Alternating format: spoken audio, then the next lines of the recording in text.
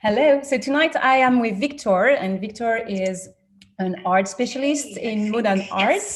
So we're gonna talk about. We're gonna talk about Pompidou tonight with Victor, and so I hope you all well in your comfortably in your home, and that you're ready for a little chat all together. So bonjour everyone, and bonjour Victor. Bonjour. So you're a guide. So how long have you been a guide in Paris, Victor? Tell me a little bit about you. Yes, I think it's almost 8 years. I'm a guide in Paris now. I've studied history of art at La Sorbonne University and at l'École du Louvre, the school of the Louvre. Mm-hmm. I studied law a little bit before to realize that I didn't really like it and that I was really passionate with art, and that's what I wanted to do. So I started to do that.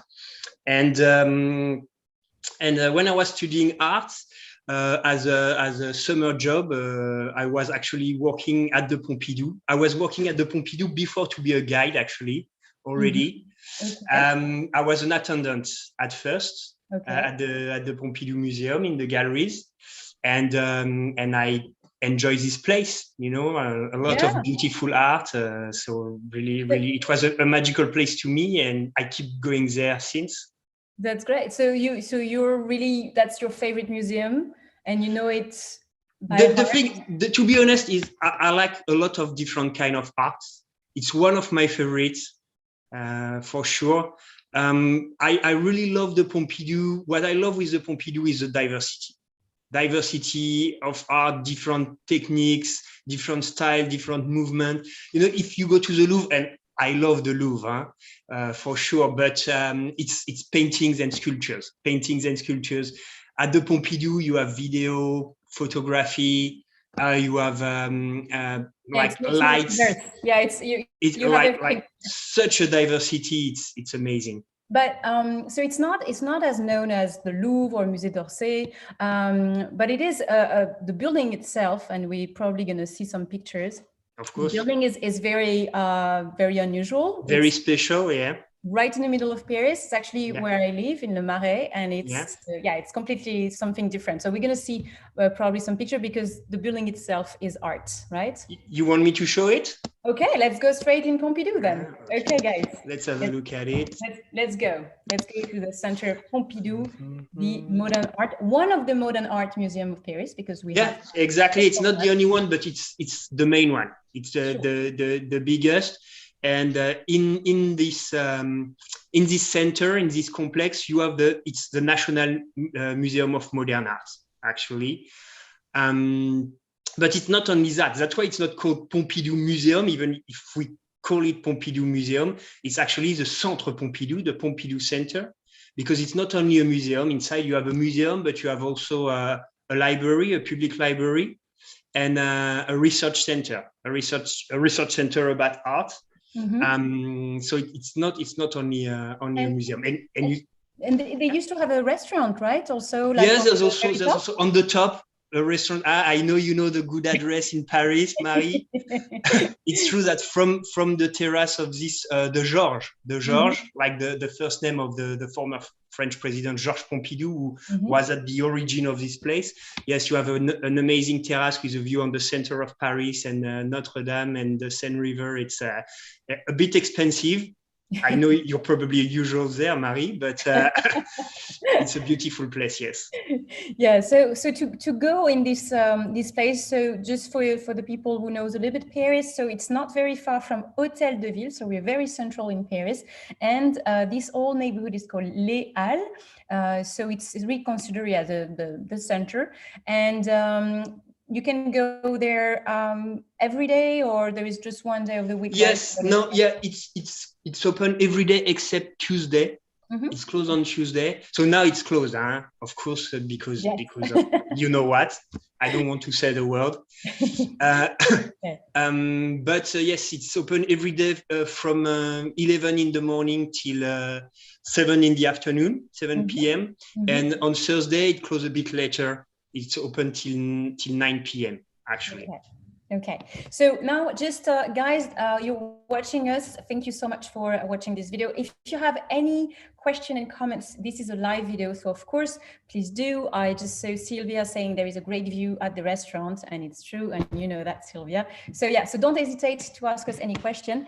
And so today, Victor, you're going to present some of your choices. You wanted to show us some of the pieces in the Pompidou.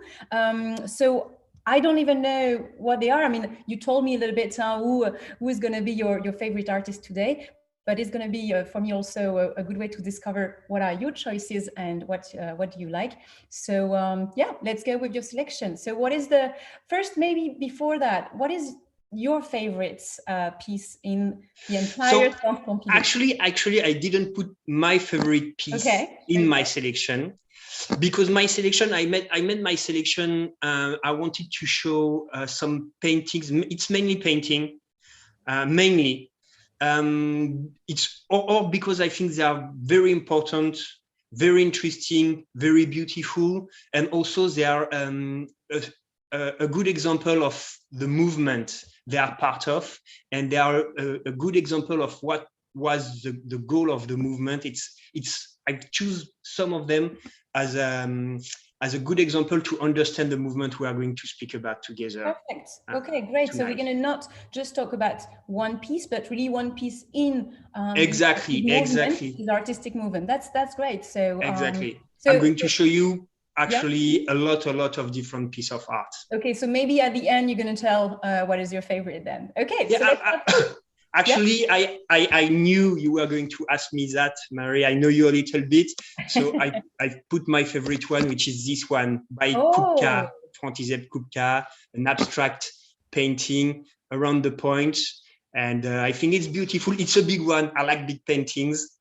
And it's really immersive when you are in front of it. And yeah, I can see that clearly in my living room. I see. It is beautiful. It is beautiful. So maybe, so it's not one of the one you're going to explain today. No. It was just to show it, because I don't think is the most interesting one. I like it because it's very beautiful. It's an artist that I like, Kupka from Czech Republic. But I can just invite you to come when the Pompidou Center will reopen to have a look at it by yourself. Okay, great. So what would be the first art piece you want to show us tonight? Actually, I wanted to speak about the building itself a little bit before to show you my selection, if it's okay with you, because it's a very special building. And I think it has a very interesting purpose. Because the idea grew in the mind of the former French president, Georges Pompidou, like I said, in 1969. And the idea of Pompidou was to make contemporary art or modern art more accessible. Because at this time, contemporary art was seen as an art for the elite.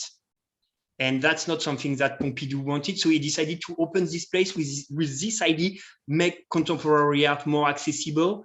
And he wanted to break with the traditional museum, which was in his mind an old place, in an old building, in an old palace that looked a little bit too much for scholars only. A place which was a bit dusty, a bit boring, and I love this kind of place, Marie. But it can be a bit... I see something more modern, young, and punchy, and dynamic. Exactly. You totally get it. So there was a contest to decide who was going to build these buildings, this monument, and it's actually two Italian architects that won the contest, Renzo Piano and Richard Rogers. And actually, they won the contest with this project of an inside-out architecture. You see how everything which is supposed to be hidden in the traditional architecture is actually extremely visible here. You see, actually, you have a color code. What is red is all about the circulation of the people in the building. Everything which is blue is all about the circulation of air. Everything that is green is circulation of fluid of water, basically, and yellow is the electricity, the electric system of the building. So you see, all these colors have a purpose. But what is more important is it's mainly made of glass, It's mainly made of glass, as you can see, very beautiful at night.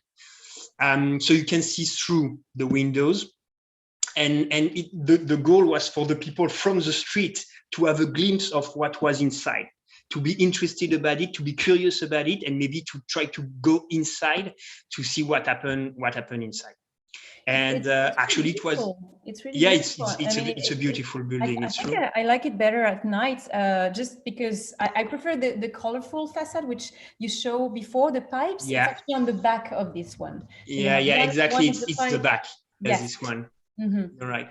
But I understand. Actually, the opening was a very, very big success.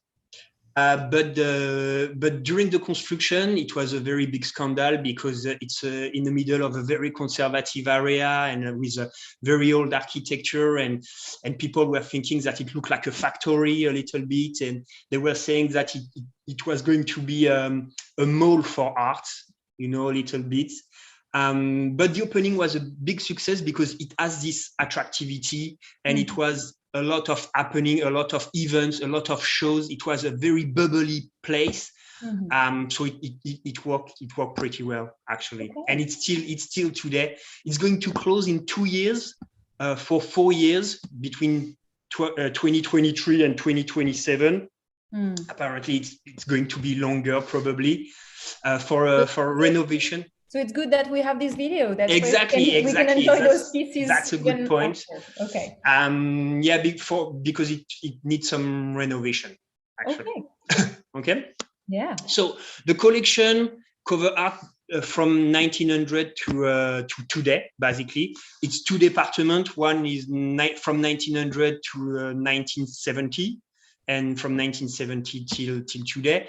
And today's presentation is specifically about the first half of the 20th century, actually. Okay. But before to speak about art of the 20th century, to understand better art of the 20th century, I'd like to speak very, very briefly about art of the 19th century, because it explains what we are going to see in the beginning of the 20th century. Understand why modern art is considered modern. And exactly. You're totally right. Because actually before the 19th century, for a very long time, art was very similar. Actually, there was evolution. There's different movement, of course, like Baroque and Classicism, but it's a very slow evolution. From the Renaissance to the 19th century, for example, you see the topics were very, very common. You see it's or mythology or religious topic.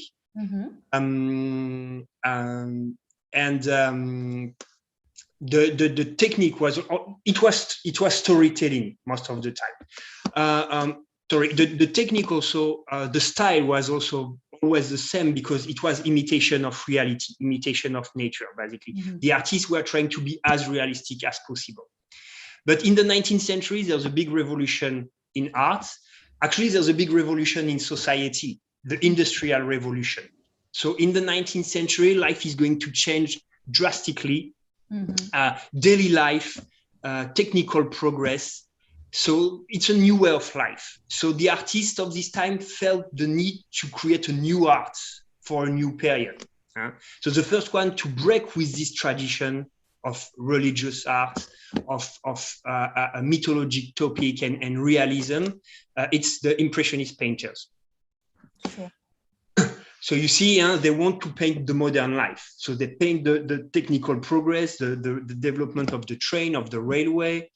And also they want to paint their daily life, their own life. Before the Impressionist painters, it was basically not the painter who was deciding the topic of the painting. It was the commissioner. And that's why when you go to the Louvre or to the Orsay Museum, you see crucifixion, and or not the Orsay Museum, but the Louvre, you see crucifixion and Virgin Mary and birth of the Christ, because the church was the main commissioner, the church and the king. But during the 19th century, the artists were thinking, I'm the genius.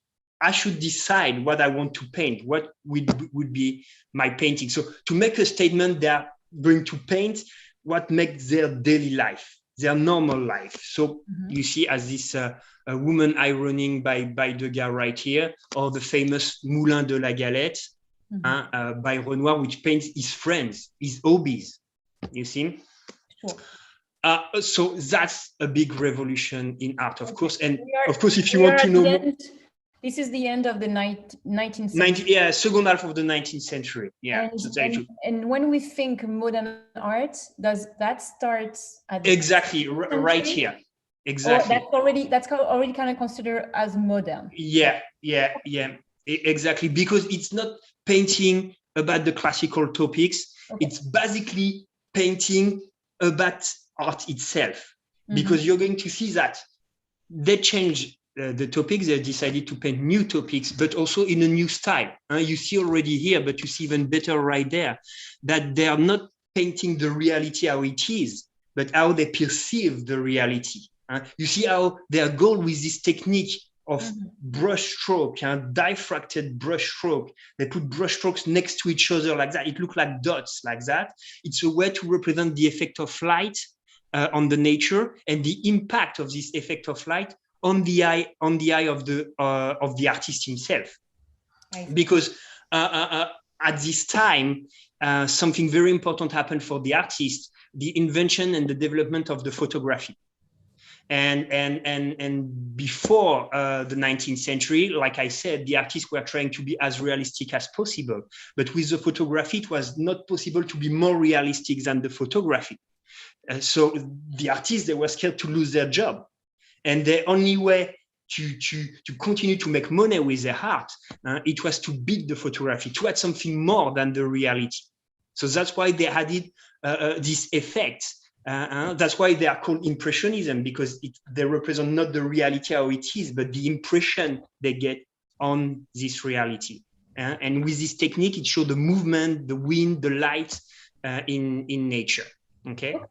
So this is a great. So this type of art is not in Pompidou. It's in Musée d'Orsay. Not very far, but it's Musée d'Orsay is a good transition. Exactly. It's important to understand what happened in the 19th century to understand what happened in the 20th century. Because basically, these Impressionist painters, they opened the gate. They broke with the tradition. And basically, before the Impressionist artist, to be a good artist was to follow the tradition, to be a good artisan, to be a good end worker. But after the Impressionist, to be a good artist will be to be a creator, to be innovative, to be an intellectual. Innovation became a key. I like that. And we are going to start for real this presentation. We're going into it with the first painting that I really love at the Pompidou, a painting by a famous French painter named Henri Matisse that he painted in 1913, a painting named Interior with Goldfish. And I've chosen this painting because it's very, very representative of the movement created by Matisse. Matisse is one of the creators of this movement called Fauvism. Fauvism. The Fauvist. I don't think I know this one. Do you think, can you put your little window with you? Is it possible to put yourself somewhere, or do you see yourself? No. I see myself, yeah. Yeah, can you put it like in the left corner maybe? So we can see the entire. That would be. No, because on my screen I'm not hiding the painting. It's good from here. It's good here. It doesn't really matter. It's fine. It's just there is a little top corner that we don't see. So sorry guys, you will have to comment to see them in real to see it. But it's sorry. I don't know. I'm not good with the technology, so it's fine. Don't worry. Okay. So this painting is from Matisse. I see 1913, and okay. So this is okay. So let's exactly. So interior with Goldfish. So to be quick, so Fauvism. So fauve in French mean big cat. Big cat. Why? Because they were called like that for the violence of their color, for the aggressivity of their color, especially a bit earlier. We are going to see that. But it's basically artists that put the color in the center of their hearts. And we say that the fauve artists are the artists that are going to free the color from reality, basically. That's what we are going to see. First, we are going to see how they reach this point in their artistic production. So 1900, Impressionism is mainstream. It's very successful. It's not the rebellion anymore. What is a bit more the rebellion is what we call post-impressionism, which is a lot of different movements, but the main one is pointillism. Can you read what I wrote next to the painting? Yes, I can. Yeah, okay, cool. So pointillism, and the leader of this movement is Signac, Paul Signac. And so you see, pointillism is basically a rationalization of the Impressionist technique. When the Impressionist technique was a bit more instinctive, you have almost this mechanical way to make dots next to each other in pointillism. And Signac is very famous, and Matisse is a young painter, so he's a big fan of Signac. And he meets with Signac, and Signac invites him to spend the whole summer in 1904 next to him in his country house, in his holiday house in the south of France on La Côte d'Azur, in Saint-Tropez. And they spend the whole summer painting together. And at the end of this summer, Matisse painted this painting, Luxe, Calme and Volupté, which is also at the Pompidou, and very, very pointillist. And Signac is going to buy this painting, which is a message sent to Matisse to say, you're my follower, you're my heir, basically. But Matisse, the first thing he did when he came back in Paris after this summer next to Signac, is going to stop to paint in this style, in the pointillist style. Why? Because he doesn't want to be a follower. He doesn't want to be the follower of Signac. You remember, he wants to be innovative. He wants to create his own style. And he's going to do it inspired by another painter, which is not famous at all at this time. His name is Gauguin. And Gauguin is going to have a retrospective exhibition in 1904, actually at the same time, and probably we know actually Matisse saw this exhibition, and he was very impacted by Gauguin's art. Gauguin, you know, it's these guys that went to Tahiti, and Gauguin, he was having some students, some follower that repeat his words, and actually it's famous that he was saying, if you see a bit of yellow in a tree, paint the whole tree yellow. If you see a little bit of red in the river, paint the whole river red. It's Paul Sérusier that quotes Gauguin saying that, writing about that. Why he did that? Because once again, he felt free from reality. Actually, he said also, we know that by Maurice Denis, another of his followers, he used to say, you have to remember, a modern artist has to remember that before to be a crucifixion or a Virgin Mary, a painting is just a flat canvas with different shape of different color in a certain position, in a specific composition. So basically, you have to remember that you don't have to represent reality. You can be free to represent whatever you want. And once again, in order to beat the photography, he decided to put a lot of pure color, to exaggerate the color on his painting. Do I make sense? Yes, sure. Yeah, it's really like getting back to what is real. Like what is real is you have colors and you have the frame and then you can just go with your imagination and you exactly. Sure. You're totally right. So he's going to feel, Matisse, looking at Gauguin, the power of the color, and that he can express his own feeling through the color. Okay, that's Fauvism, basically. So the next summer, 1905, he go back to the south of France, where the light is very shiny, so it's perfect when you want to paint the color. And he goes there with not with Signac this time, but with another young painter with the same kind of new ideas, named André Derain. And they paint next to each other in Collioure this time, a small village in the south of France. And you see how this painting here is built by the color. You know, usually in traditional art, you draw the outline first and you fulfill with the color after. But you see here, they put the color directly on the canvas. And actually, we say it's built by the color because you see each post on these boats here are made are made of one brush stroke, one big brush stroke like that.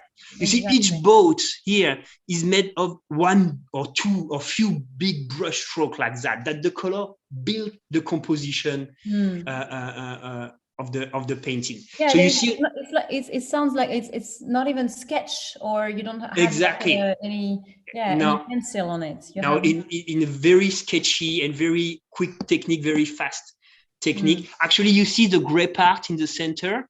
They are actually not painted at all. It's the raw canvas behind that you can see. You see already the color is not imitative of nature. It's not realistic color. It takes freedom with the color. And you see also the drawing, the character here are very, very simply made. It looks a bit like a child painting. Why? Because the technique is so raw, so rough, that it required simple drawings, simple design to be still understandable. Because if it was such a more complex drawing, it won't be understandable at all. Sure. Yeah. Yeah. So when they come back from this summer, you wanted to say something? No, sorry? I was saying that this is a great introduction. So how the color became that important in modern art, and why little by little the details are gone, and we just have like those focus on the color. Sure. Exactly. That's interesting, actually. It makes simple drawing. We will see that also after, to be sure that you're not going to be focused on the drawing, but on the color. Yeah. So when they come back after this summer 1905 with Derain, they show their new stuff. They exhibit their art in a very important exhibition, which is called Le Salon, of course, the official exhibition in Paris, the exhibition that you want to be seen if you want to be successful. You want to be seen in the salon. So they show their art, and that make a big scandal. That's where they are called the Fauve, because of the violence of their color. And you can see that clearly in this portrait of his own wife by Matisse. And you see it's beautiful, but at the same time, it was a big shock at this time, because you see, to put some green on the face of this woman, some people were saying that she looked like a dead body, basically. It was something totally new at this time. So a big shock. So that's how Fauvism was born. And now we arrive at our painting, actually, interior with Goldfish, paint a bit later, as you can see, 1913. So you can see that Matisse is a bit more quiet at this time. He's a bit more famous and successful already. So he painted that in his own studio in Paris. We are in the very center of Paris, next to the Seine River, Quai Saint-Michel. And we are not very far from Notre Dame, actually. And this is classical Fauvism, classical Matisse of this time, because he put the color in the center of his art. You see, this painting could be called a bad blue. It's basically a lot of different shape, a lot of different rectangle with different shade of blue. You see a blue rectangle. That's what Linda was just saying, that she loved the shades of blue. It's the point of this painting. Well done, Linda. You have a good eye, because it's about that. You see a blue rectangle right here, a blue rectangle right here, another one here, another one here, another one here, another one here, etc., etc., etc. It's just a combination of blue rectangle with different shade of blue. Once again, like you said before, you see how the drawing, the object are simplified, because he doesn't want you to focus on the object, but on the color. And even the goldfish, they are not blue, obviously, they are orange. But orange is the complementary color of blue. So complementary color, you see, it's actually the best color to enlighten the first color. So this circle show you on the opposite the complementary color. So complementary color of blue is orange. Orange is the best color to enlighten blue. So that's why these goldfish were perfect as a model in this painting by Matisse. So blue color everywhere, and blue color is very important, very powerful in this painting. You see, so important that, for example, it take over the drawing of the black metalwork of the fence right here. You see, there's parts of the metalwork which are missing, because it's like the blue color took over the drawing, because the color is free, because the color is so powerful for Matisse. You can see that? Yes, I can see that there's a very few detail, and like you say, you can focus on the color. Also, the framing is interesting, like it's like half the chair or whatever is down there, and half the couch.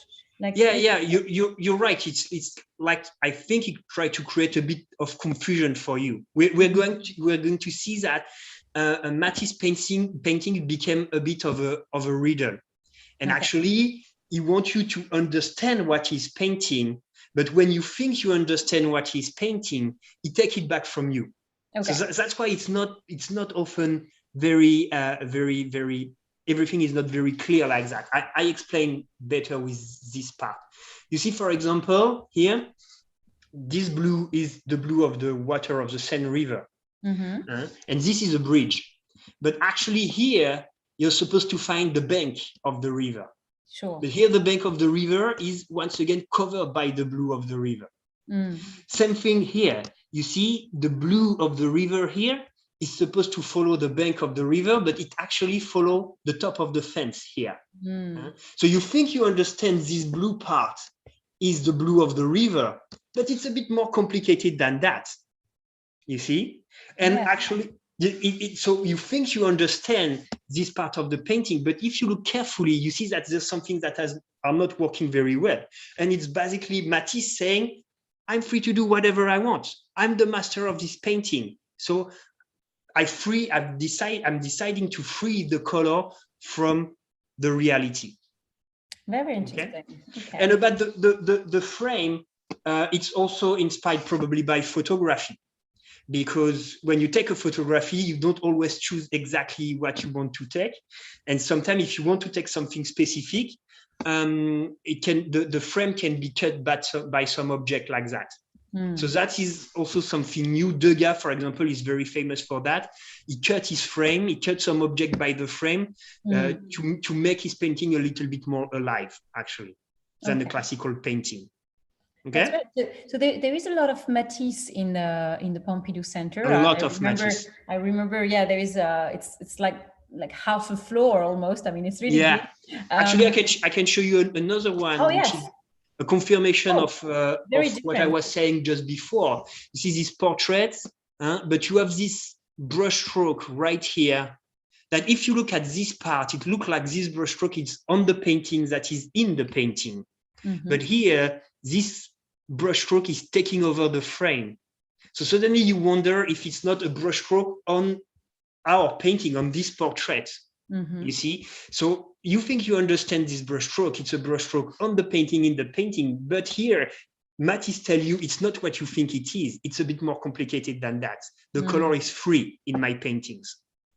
Very interesting. I don't think I saw Matisse that is that dark. I mean, to me, it's always vibrant colors and blue and red. And but that's the famous one. But I'm going to tell you why. You have some dark Matisse. I'm going to explain why just after.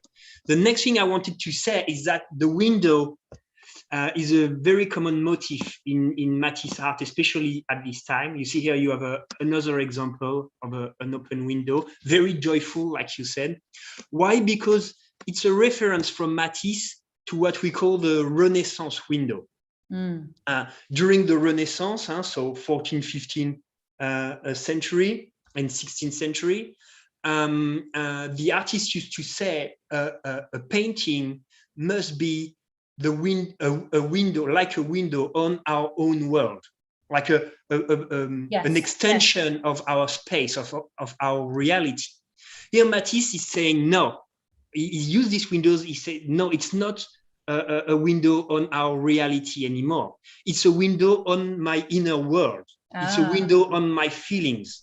Another painting is more looking inside the painter and not really representing the outside world. Okay. Exactly.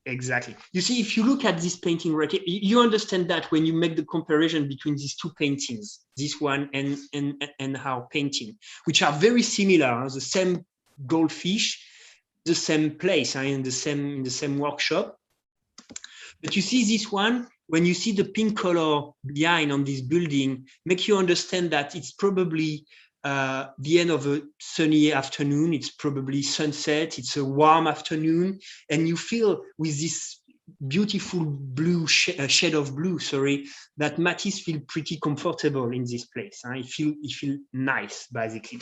And in this same painting that he painted only 1 year after, the very same topic, sounds a bit more brutal, a bit more dark. You have this dark part, this dark stripe in the center and this dark part on the right down corner. Why? Because we are on the edge of World War I. Oh. And Matisse put his anxiety, his fear, the violence that he feels in his painting.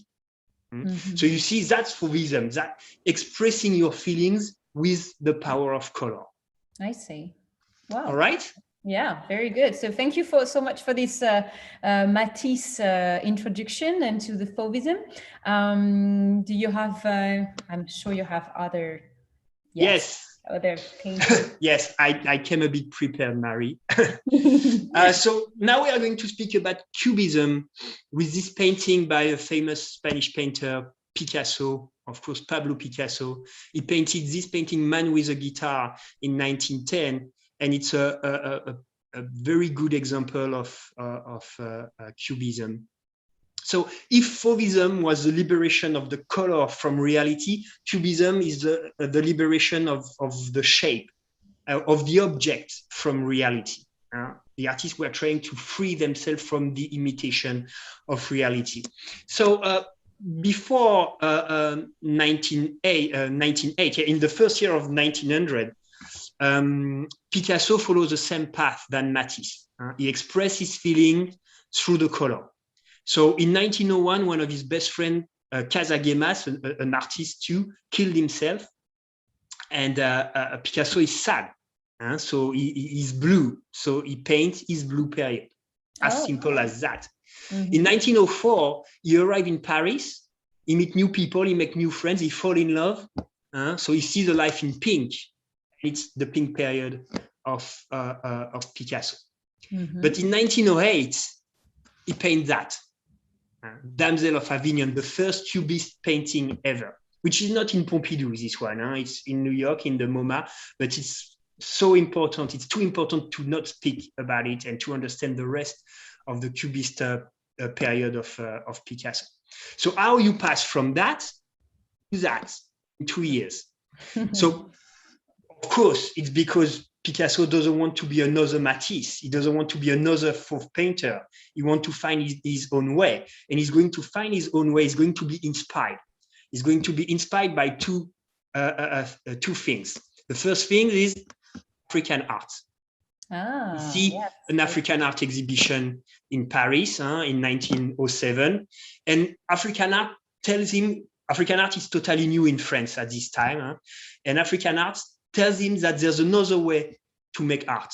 It's not only Occidental arts, traditional Occidental art. There's a lot of other way to make art. So it opens his horizon, basically. And the second source of inspiration for Picasso, it's Cézanne.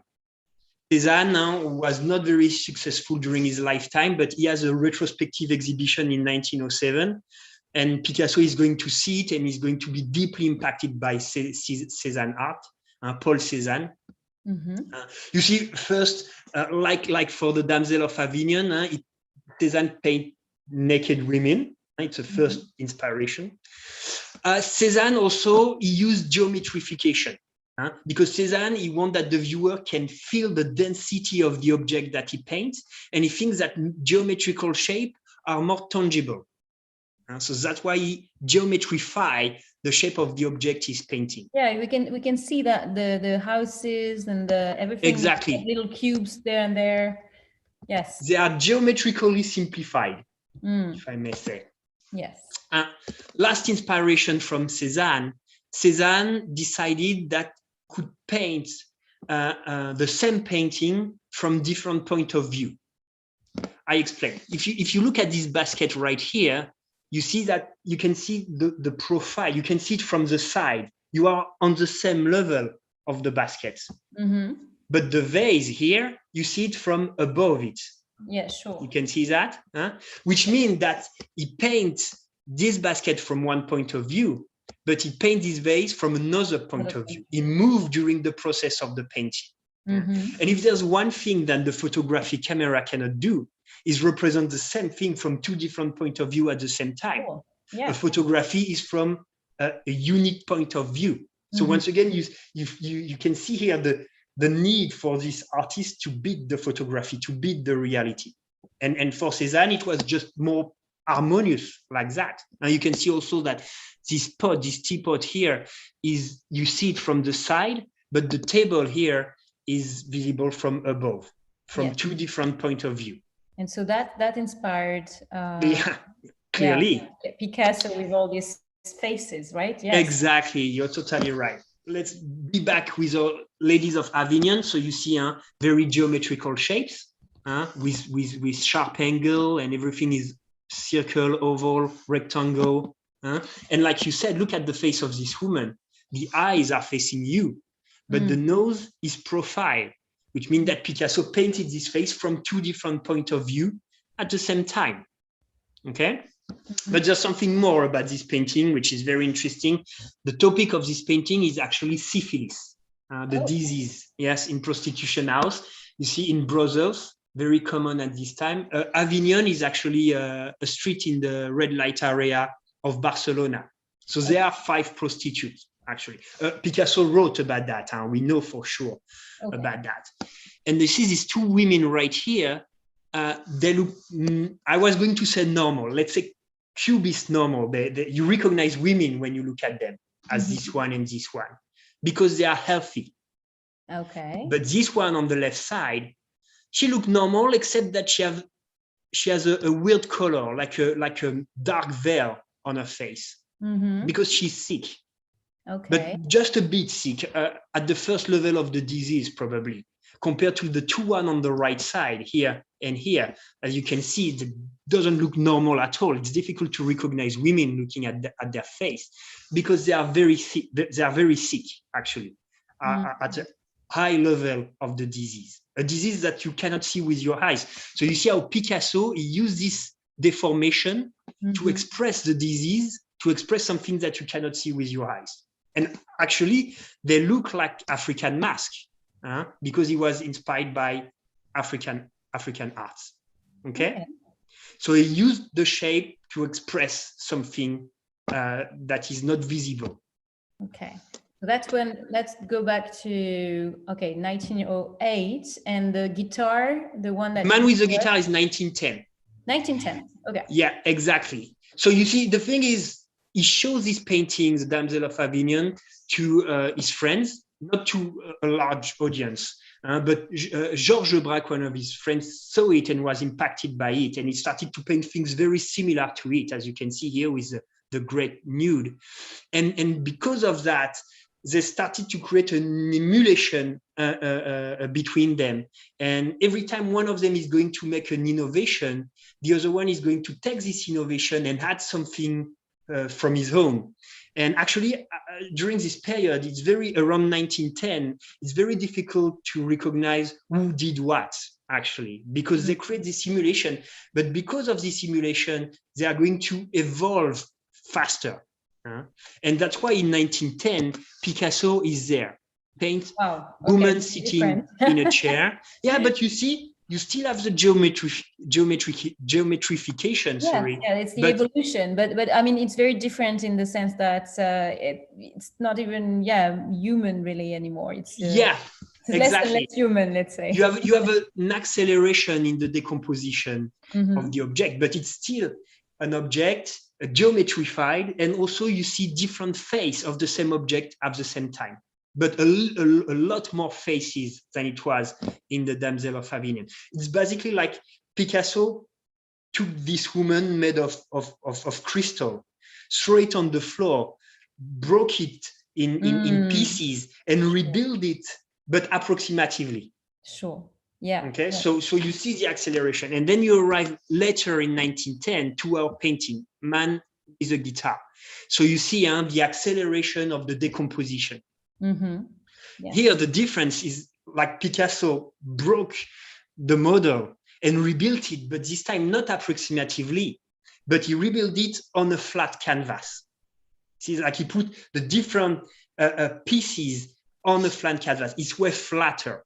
Why? Because here Picasso, he tried to answer a very important question for all history of art.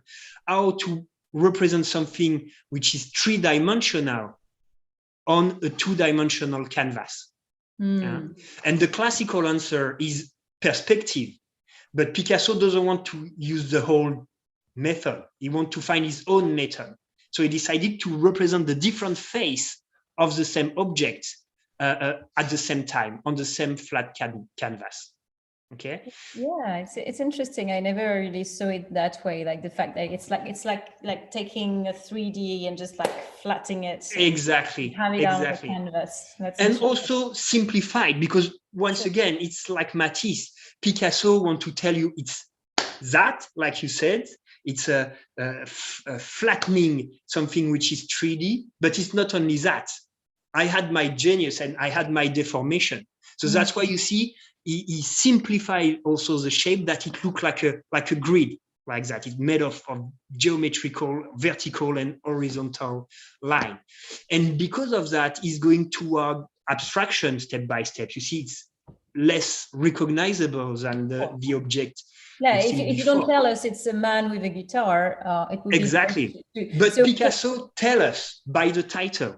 Exactly. And suddenly, but is the title always like coming really between, I mean, in the concept, or is that something artists could apply later? In this period of Cubism, actually title play a big part. It's a big part. And actually these paintings, they are like a riddle, one more time, like an enigma. The title tell you what you look at, and Picasso show you some clues, some sign of what you look at, and then it's to you to recognize what you look at.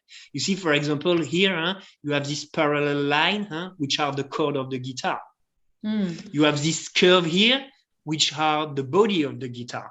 These parallel lines here, which are the neck of the guitar, and here you have probably the arm of the guitarist, with these two lines right here, which show probably the movements of the arm on the neck of the guitar, because you have three lines which show the different position of the arm of the guitarist. Here you have an elbow, of course. Here a shoulder. Here another shoulder, and here you have a curve, which tell you that it's probably the neck.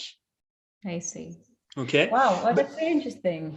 But it didn't break entirely with tradition, because first you see it's a portrait, which is a very traditional type of painting, and you see you still have the typical characteristic of a portrait, because you have a foreground with the density of the lines here, and a background. You have a vertical object here, and the shadows are realistic, actually. You see, you understand looking at it where the light comes from, probably from the left, and the shadows are all on the right side or behind the guitarist himself. So it didn't break entirely with the figuration. Figuration means when you represent something which is existing in reality. So it's not considered abstract yet? No, it's not abstract. It's does at the border. It does look at the limit of it, but it's not yet abstract, because it's exactly representing. Because the sign that I show you is representing something from a reality, which won't be the case of our next artist, Kandinsky. Okay. Let's go with Kandinsky. I love it. So you see, Yellow, Red, and Blue by Kandinsky, 1925. So his regarded as the first one to make abstract art, Kandinsky, which is, in my opinion, a bit difficult to say, because as we saw with Matisse and Picasso, it was something more global. Everybody was going in the direction of abstraction, basically. And almost the same time, you have few artists which were making abstract arts, like Malevich, for example, and Mondrian. But Kandinsky is regarded as the first one because there's one of his painting which is dated from 1910, which would be the oldest. But a lot of people think that actually he backdated this painting in 1910 in order to be the first one. Oh, so he cheated a little bit. Exactly, because a bit later it will become a race to be the first one to have been painting. Of course, abstraction. You want to be the leader, you want to be the first and the discoverer. So we don't know for sure, but it can be seen as at least one of the first one, Okay. Okay. So in 1908, we see Kandinsky, Vasily Kandinsky, with Russian/German/French. Actually, got the three nationality. Is a fauve painter, a bit like Matisse. He expresses his feelings through the color, as you can see. But once again, Kandinsky doesn't want to be a follower. He wants to create his own way, and he's going to find it. He tells the story of the night he understood that abstraction was his way. It's a famous story. One day he was painting fauve landscapes like that, and he was not happy with that. It was not new enough, so he decided to take a break. He was tired. He went for a few drinks and probably a bit too much. So when he came back, he was a bit drunk, and it was dark in his workshop, and he saw a painting on the floor that was not one of his own, like he couldn't recognize, and he loved it so much because it was not representing anything from reality. And because of that, he understood that when you represent something from reality, your brain is going to try to understand the meaning of the painting. If it represents nothing from reality, your brain is open to the power of the color, to the energy of the color. Okay. So it's really getting even freer from the exactly. To just get like cutting all the links to anything that was before, and explore a new vast empty area. Thank you very much. It's very clear said like that.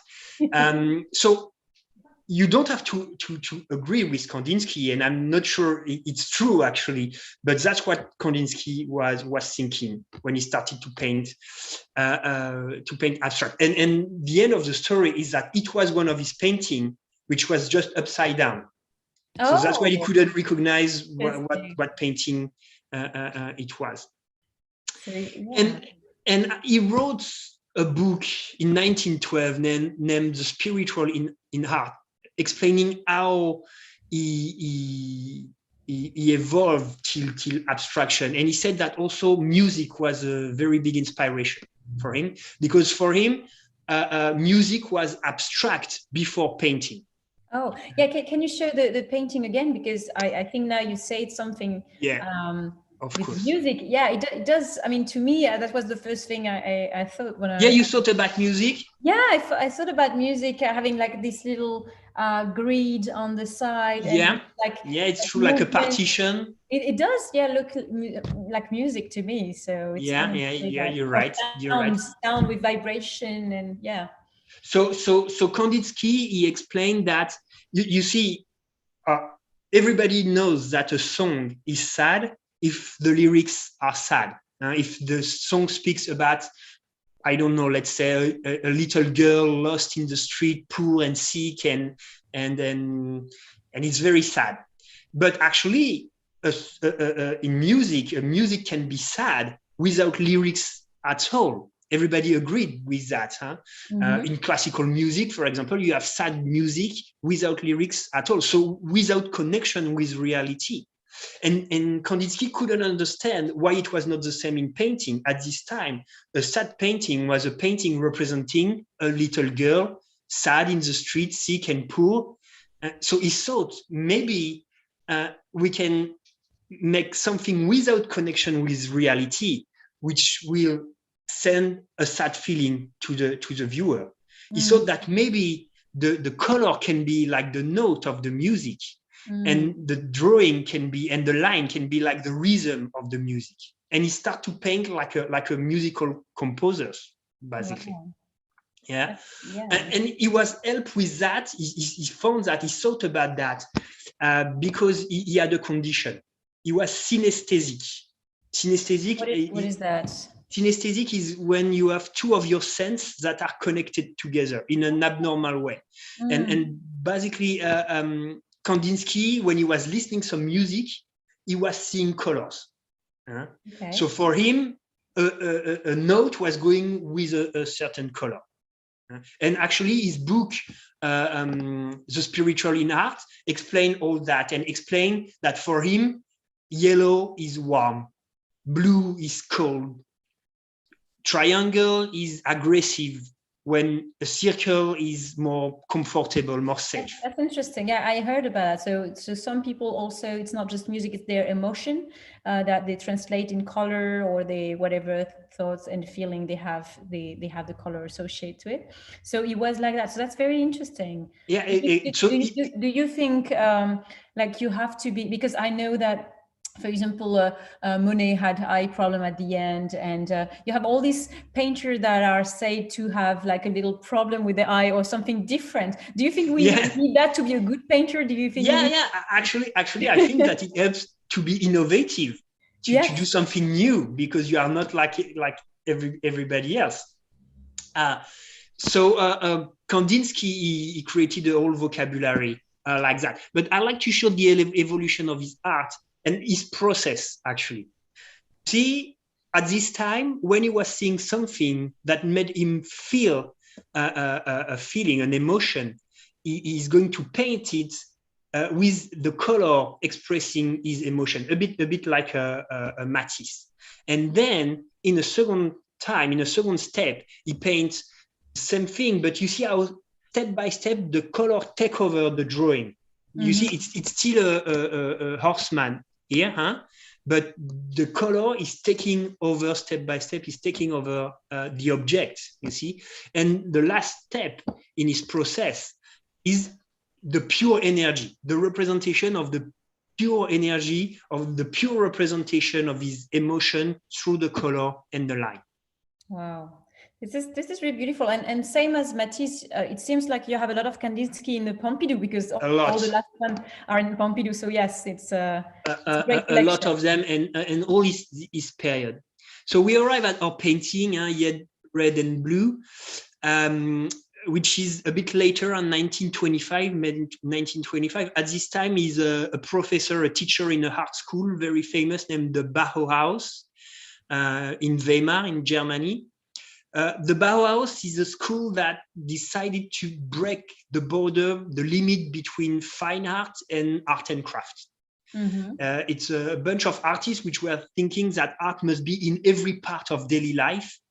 And such as architecture. I mean, I know more Bauhaus movement from the architecture, right? Architecture, but not only. It's Bauhaus as well? gave birth to design. Design was born with the Bauhaus. So you see, you're right. Architecture is very present. Actually, the creator of the Bauhaus, Walter Gropius, is an architect. So architecture is very important. And that's why you see at this time, Kandinsky, he thinks his art to be matching with architecture, with design, with furniture. So it's more geometrical, actually. Okay. Yeah. And you can see here, you have a lot of straight line like that, a lot of circle. But this painting is about an opposition. So you have three different shapes, three primary color, yellow, red, and blue.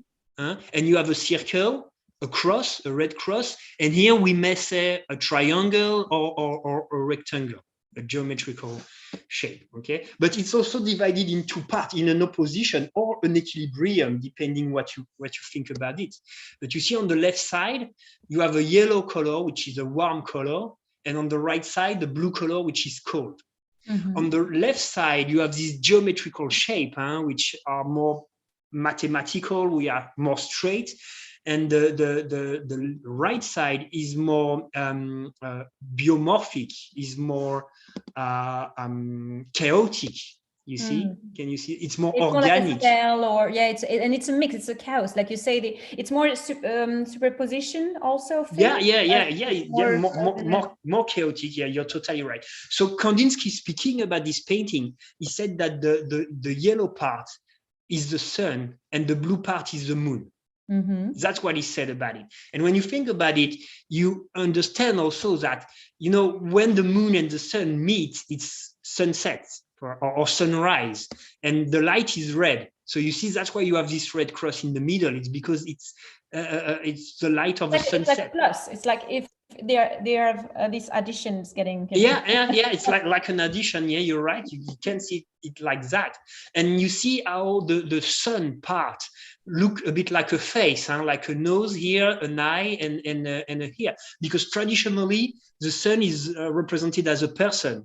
Apollo in the Greek mythology, or Ra in the Egyptian mythology, etc. etc. It's very interesting, this painting, because it's a very important painting in Kandinsky production, because it sums up the different period of Kandinsky, the different style of Kandinsky. If you look at this part with the black line like that, and the different shape of different color, it looks like the first abstract period of Kandinsky here. The yellow part look like the Bauhaus period of Kandinsky, very geometrical. But you have also these gray shapes here, which look like microbe, I don't know, or cells a little bit, which are the opening, which are the signs of the last period of Kandinsky, which look like that. More cell, more like exactly insects, and because at this time the microscope, you have the development of the microscope, and science realized that there's things that are existing for real, but you cannot see with your eyes. The X-rays, the microbes, the microscopic world. And of course, that's a big inspiration for a lot of artists, especially an artist like Kandinsky. This painting, we can say, is like the sum up of all the artistic production of Kandinsky. I love it. So we've been already together since 1 hour. Should we do like one last movement together? Like, do you have? If you want, I'd be happy to do it. Yeah. If you have just one other piece and movement to show, that would be great. Okay, let's do it quickly. I like to show. Love it. Yeah, I like to show this object, which is a piece of art made by a French artist named Marcel Duchamp in 1920, named Fresh Widow. A good example of Dada art, of the Dada movement. So Dada is a group of artists who, after World War I, decided that art has to be something totally different, because they were thinking that art was something to help to make life better, to make the world a better place. And they were thinking it didn't work very well because World War I happened. Yeah, so we need something totally new. So what else could we do?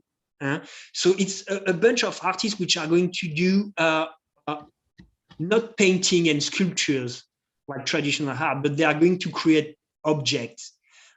So the movement was born in Zurich, of course, because it's a neutral country, Switzerland. So it's in 1916, a group of artists created like a show in a place named Cabaret Voltaire in Zurich. And it was like artistic shows with poetry without lyrics, but only sounds, only noise. You have one of the interprets right here, Hugo Ball. It's masks made of, you see, they stop using, for example, nice material. They start to use trash or poor material. So they are reusing, but like you say, it's because after the war, you don't want to be like extravagant. It's like in fashion, you want something. Yeah, you're right. But also it's because they were thinking, they wanted art to fall from its pedestal. They were thinking art is not only something sacred made by genius, it could be also something funny, something absurd a little bit. And actually their approach, it was to look for a new kind of art. What else can be art if it's not painting and sculpture like it used to be for centuries and centuries? So it's some research, it's very experimental actually. But do you think at the time, do you know if at the time people recognized their pieces as art or not really? I mean, when did you? I think it was only in the artistic world at this time. Only the artists were recognizing them as real artists. Only the avant-garde, what we call the avant-garde, the modern artists, the innovative artists, were seeing it as art. Probably it became like accepted as a proper art only in the 70s. Not before that. So you see, the thing is, the Dada movement is going to spread a bit all over Europe, and you have a branch in Berlin with Kurt Schwitters, and you have a branch in France, and Duchamp is a member of Dada in Paris, Dada Paris. He's a young painter that before to be a Dada artist was a Cubist painter. Yeah, because this is really like the Picasso with the guitar. Exactly. But Duchamp doesn't want to be another Picasso. He want to be his own artist, his own style, and he's going to, like the Dada artist, to wonder what is art now. What can be art? And to understand what can be art, he's going to wonder what is art exactly, and to find what is art, he's going to try to find the limits of art, the border of art, where starts art, and he's going to create a series of pieces of art, very subversive, that he called ready-made. And you understand what it's called ready-made because he didn't do it. It's a manufactured object that he took and that he exhibited as a piece of art. This one called urinal, the fontaine. It's a urinal, totally common urinal that he exhibited in New York in the Armory Show in 1917. And of course it was. So is it coming with any comment from the artist? Is he explaining? At the time, not at all. No, not at all. It's just like put that and wait to see what's going on. His way to say it's a piece of art, it's to sign it. You see how there's a signature with one of the nicknames of Duchamp with the date, which proves that it's a piece of art. Because the answer to the question, what is art, by Marcel Duchamp said, if someone says, I'm an artist, and that is art, it's art. Art is as simple as that. Art art is an idea by an artist. And if it's art, if he says it's art, I know it's very subversive. And I know you can disagree with that, and I totally understand. But the thing is, who can decide what is art and what is not art? So he says, and it's interesting because till today we have this question of who is selecting art in the museum, who is selecting this collection, who is so art is also what you choose to put on display, and you say this is a great artist, we're going to put a big exhibition about this guy, and it's it's really But the difference is the director of a museum, he decide what is good art. You see, but what Duchamp is saying is that everybody can decide what is art, but not it good makes art, a lot of bad art. Exactly. Exactly. Oh, and just we do have a question. Just talking about the director of the center. So we say it's going to be closed for 2 years, at least 2 years. Or maybe more. 4 years. 4 years, actually. Okay. So, do you know if the art will move and being probably? That's usually what's going on, right? Because you have some branch of the Pompidou, one in the north of France.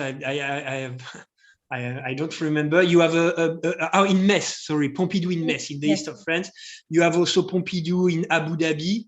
So you have some branch of Pompidou. So a lot are going to be probably exhibited there. And also, of course, in different temporary exhibition all around the world, probably, yes.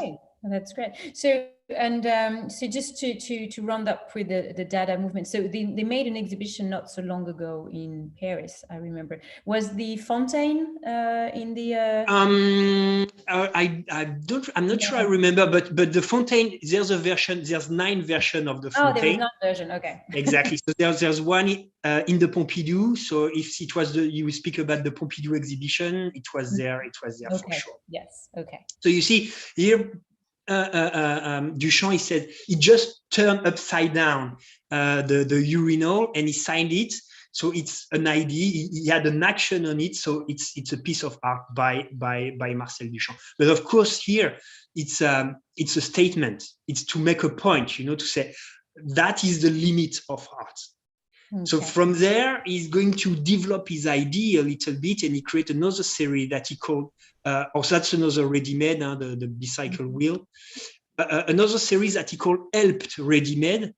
So it's not only manufacture objects, there's some addition on it. But basically, with this object, he created a movement that is called conceptual art. Conceptual art is this movement where the idea behind the object is more important than the object itself. The object is just the result of the idea, the end of the process. Okay, so Fresh Widow is a very good example. So this is only 1920. So we started this video talking about really the late 19th century, beginning of the 20th century, and we are let's say only at the 20s. Yeah. So that's how much in 20 years happened in art, and this is crazy. Like with all these movements, it's just crazy. So we probably will need another video to do like 20 to 50 and then 50 to, so this is never ending, right? Yeah, you're right. I think I never realized how quickly the thing changed. Yeah. 2 years, from one artist to so this is really crazy. And the 20th century, especially the first half, but the whole 20th century is a firework of innovation. A real firework of innovation. So this is and thanks to your enlightening, I mean, we can see now how they from one period into another one, and what are they looking for, and that's very fascinating, and I think a lot of people are lost when they see something because they don't have the historic, like one just the background, he's coming from there, he's meeting this guy, and that's how it changed. And I think that's why a lot of people are kind of lost in modern art, because they don't have this. So this is very interesting to learn through you. And I mean, when I started to be interested in modern art, I didn't understand anything about it too. So and I understood step by step, and so I really like to make the people with me understand what they look at. I don't want to be one of these guys, that just say big words and let the people in lost when they are looking at it. Yeah, so I hope you guys, I saw a few questions, so I just hope you get most of what Victor said tonight. I'm sure you did. But yeah, if you have another question, we're gonna probably finish this video quite soon. So if you want to let us a comment, you can also tip your guide under the video. You have a link. You can just say a little hello. But yeah, if you have a question, it's now or never. Maybe not, but please do. It's a bit radical. And so I see that Sylvia says she learned a lot, and we have some thank you for this good tour from Susan. From all of this, if I had to express what I felt about looking at this video, so it's great that to have an explanation from someone, like you say, someone that is giving you with simple words and simple ideas, the fact that it's possible to understand modern art, and also it's possible to understand really what the artist wanted to do. Because to me, for a long time, I was thinking, oh, this is too far from, you know, our word. This is an artistic, you know, conception. This is too far from my feelings or from what I can create. But you explain it very well, how the artists give, you know, an open window to his, and that's funny to finish on this, but on his own word, and to actually make people accessing his own interior world. So that's, that's my goal. I want to. It's actually the goal of the Pompidou Center, is to make contemporary art accessible to people. So wow, that's great. Well, apparently, you guys watching us, you liked it. So we have a lot of comments saying that they learned a lot. So thank you, Victor. Cool. They said it was very fascinating, and it's a great live art class. So interesting. So thank you so much. Thank you so much for sharing all of that, Victor. I'm assuming we're going to do another video, because I'm sure you have a lot of other pieces to show, and this is frustrating to do only an hour together. And thank you guys for watching us and being present almost every video. So see you in 2 weeks. We're going to do another topic. But Victor, I hope we're going to see you again. And I think everyone looking at these videos thinks the same. So cool. Thank you again very much. Yeah, I think everyone just say their words. So thank you. We're going to just finish this video there on this beautiful window by Marcel Duchamp. Bye, Victor. Bye, everybody. Thank you very much, Marie. Thank you. Ciao, ciao.